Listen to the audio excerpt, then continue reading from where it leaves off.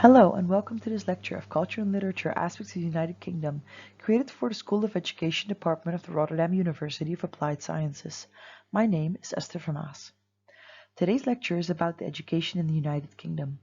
In this lecture, we'll take a look at the way British educational system is set up, the different kinds of schools pupils and students can attend, and we'll make some comparisons to the Dutch educational system. These are the key terms for today's chapter. These can be found in the book Aspects of the United Kingdom, Chapter 9, pages 131 to 141. Every educational system has general aims. These aims help form a curriculum and are a guiding line along which schools and teachers can organize their classes, lectures, and seminars, etc. In 2015, a British Minister of Education stated that the three purposes of education in the UK were empowering young people to succeed in the economy, participate in culture, and leave school prepared for adult life. The aims of the British education exist, therefore, to help people work and contribute to the economy, be a part of cultural life of the country, and participate fully in society. These aims see education as a preparatory stage to forge members of society that can contribute in some way. They are both pragmatic and social. Secondary education also has a role in preparing students for higher education, as we will see later in this chapter.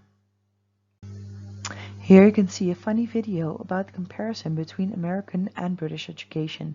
Scan the QR code to find out. This graph outlines the main stages of education in the UK. As you can read, schooling age starts at around 5 to 6 years old, and the compulsory schooling age ends at 16 years old, but it can last up to 18. Primary and secondary education are divided into key stages. Primary education covers key stages 1 and 2, where stage 1 is fairly basic maths, English, and science, and stage 2 are more in-depth versions of these topics. After every key stage, there is a series of tests, which are called Standard Attainment Tests, or SATs for short. The Stage 1 SAT are less formal, and a school may choose not to do them. Stage 2 SATs are more formal, sit-down written tests. At the end of Stage 2, there is no general CITO test as we have it in the Netherlands. Secondary education covers key stages 3 and 4. At the end of Key Stage 4, students take national exams called General Certificate in Secondary Education, or GCSEs for short. The abbreviations in the graph are as followed: SAT, Standard Attainment Test; GCSE, General Certificate of Education; A-Level, Advanced Level; IB, International Baccalaureate; NVQ, National Vocational Qualification; BTEC, Business and Technology Education Council; UG, Undergraduate; PG, Postgraduate; and PhD, Doctorate. This is a graph showing the flow of public exams and stages of secondary and tertiary or university education. Here you see a few examples of the various tests we have just discussed. A is an 11+ exam, taken by 10 to 11-year-olds aiming to get into a grammar school. B would be the GCSE, taken at the age of 16, which is officially around B1 level. C would be your A-level, which is taken at the age of 18, usually between B2 and C1 level. And finally, D would be a SAT at the end of primary. About 90% of British pupils attend a comprehensive school. These are schools with pupils of all abilities, and they cover a wide range of subjects. There is no selection according to academic ability, but there may be certain restrictions such as distance from the school. Comprehensive schools may accept pupils from a particular area, for example. Comprehensive schools were set up in the 1970s when the UK mostly abandoned the old school system, where pupils were divided at the age of 11 into academic and vocational schools. It was argued that this would break down social and other barriers and allow access to a wide range of subjects and opportunities for all. Grammar schools are state secondary schools that select their pupils by means of an examination taken by children at age 11, known as the 11 plus. There are only about 163 grammar schools in England out of some 3,000 state secondaries, and a further 69 grammar schools in Northern Ireland. A few counties in England have maintained some selection at the age of 11. Children in these areas take a test known as the 11 plus exam, comparable to the CITO-TOETS. In these counties, parents can elect for their children to take this exam. More academically inclined pupils go to a grammar school, which offers traditional academic subjects, while less academic pupils go to a vocational school.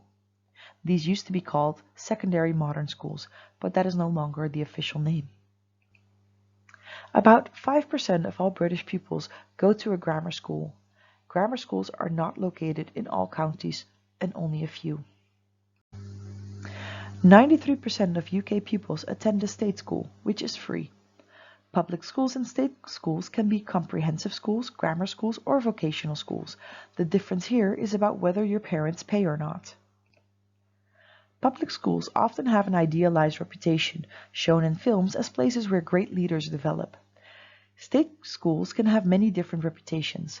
There are some well-regarded with satisfied pupils who succeed, but others do have bad reputations, with in-school violence and poor exam performance.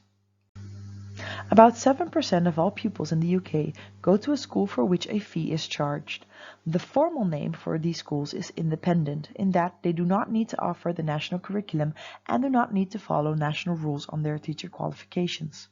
Teachers must have a degree and qualified teacher status, QTS, to teach in a state school. QTS is not obligatory for the public school system. A public school in England and Wales is a fee-charging endowed school, originally for older boys, that was public in the sense of being open to pupils, irrespective of locality, denomination, or paternal trade or profession. This is an unofficial name nowadays, but one that is still widely used. Famous public schools include Eton, where Prince William went, Harrow, and Westminster. Many of these schools are hundreds of years old. When they were set up centuries ago, only real alternative for education was the church. These schools were public in the sense that they were open to all pupils, regardless of their religious background. Today, most public schools are extremely prestigious and charge very high fees. The current annual fee for Eton, for example, are between £50,000 and £58,000 a year.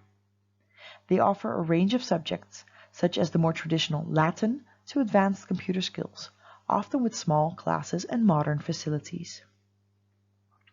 A lot of the British establishment, including prime ministers and royalty, have attended such schools. Pupils often go on to prominent universities and well-connected careers in politics or business. The Old Boy Network helps them to find connections. This term, the Old Boy Network, refers to the former pupils of public schools and how they can help each other out in the future. As many public school pupils go into leading positions in politics and business and the arts, it helps to have connections. A school may also be run by a trust. Such schools are called academy schools. This is a new type of organization that exists in England and which was established in 2009. These academy schools have a speciality, for example, modern languages, maths, technical education, or project work. They receive funding from the government in Westminster, and some are run by entrepreneurs or business organizations. Some schools are run by religious organizations. These faith schools represent about 25% of all primary schools and 20% of all secondary schools. These schools teach the national curriculum but also teach about the faith of the school. Faith schools are allowed to take the faith into account when they employ teachers or members of staff.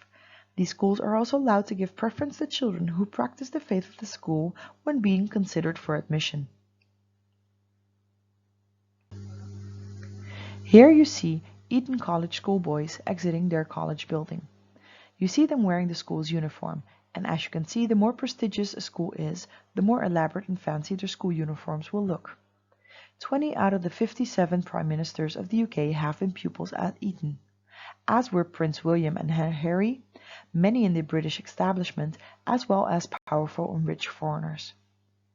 Remember that connections, like the old boy network, are everything in places like this. These children are wearing the more common state comprehensive school uniforms. As you can see, thanks to the free school system in the UK, where everyone has to wear a uniform no matter where they go, inequality in the British education is near non-existent. Of course. Schools worldwide are graded by their student achievements in math, science, and reading by an organization called the Programme for International Student Assessment, PISA for short. You might compare the different countries here. Despite some differences between the educational systems in the UK and the Netherlands, they are both scored relatively similar in the PISA of 2018. As you might remember, after all the compulsory years are over, students can move on to what is called tertiary education. This can be either an undergraduate program or a university level program. Both are taught at universities. The universities of Oxford and Cambridge are amongst the oldest and most prestigious in the world. To give you an idea, people first started teaching at Oxford University in 1096, and by 1249 it had grown to become a full-fledged university. To put things in perspective, the Norman French had only conquered England 60 years prior. The Aztec civilization didn't found its capital city of Tenochtitlan until 1325, and the United States of America didn't become a thing until 1776. They have many traditions and are often housed in beautiful old buildings, such as the school you may have seen in the Harry Potter films. Universities such as these and St. Andrews and the University of Glasgow in Scotland are more than 500 years old. Other, like red brick universities, are much younger. Oxford and Cambridge are two separate universities. You will sometimes see the term Oxbridge. This refers to both the universities and indicates a certain elite and traditional way of doing things there. The picture on top is the Bodleian Library at Oxford.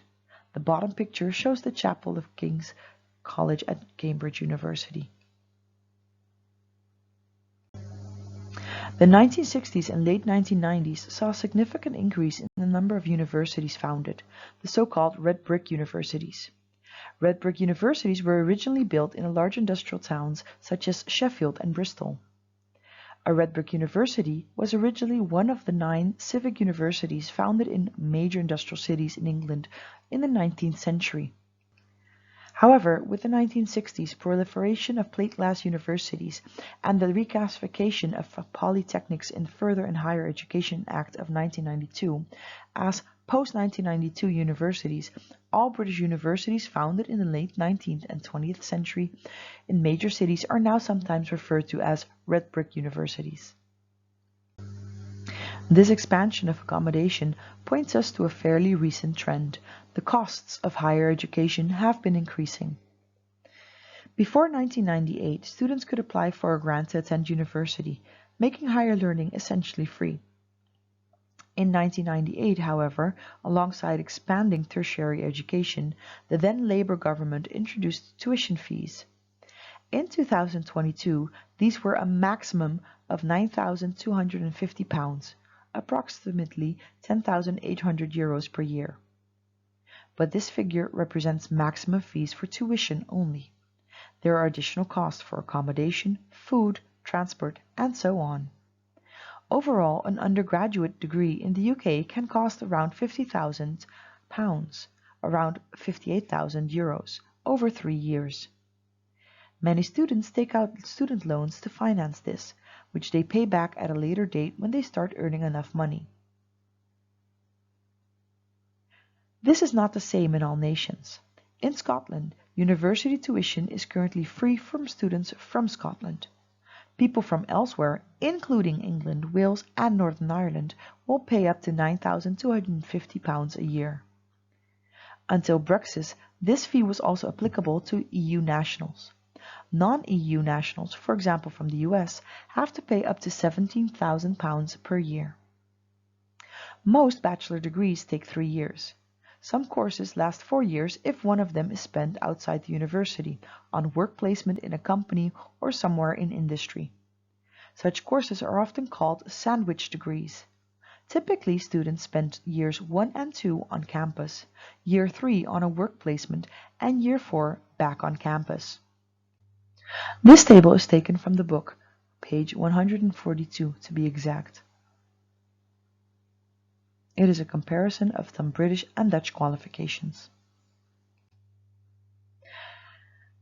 This screenshot is from a further education college and shows courses offered to school leavers aged 16-17, with A-levels and T-levels highlighted.